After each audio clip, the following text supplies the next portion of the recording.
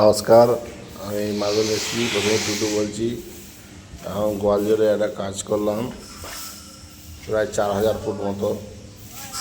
মেঝেতে বসানো হয়েছে 2x2 ডবল চার্জারের ভিক্টরি হোয়াইট টাইলস।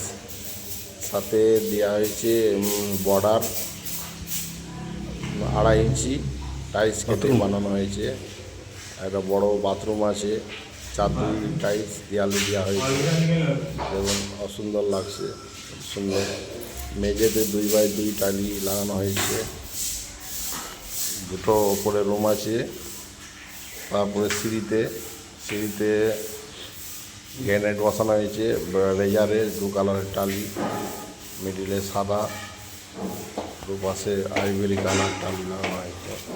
দেখতে পাচ্ছি গ্রেনাইট পুরো একতলা থেকে প্রায় 40-42টা সিঁড়ির ধাপ আছে, সব গ্রেনাইট।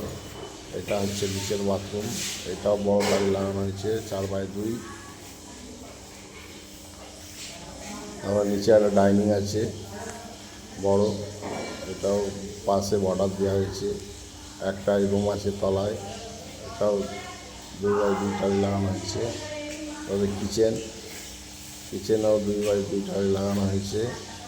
কিচেনে মডিউলার কিচেন হবে। এটা বেসিন, সামনে গ্রেনাইটের পিস, গ্রেনাইট দিয়ে সিঁড়ির ধাপ করা হয়েছে, সামনে গোল সিঁড়ি ধাপ।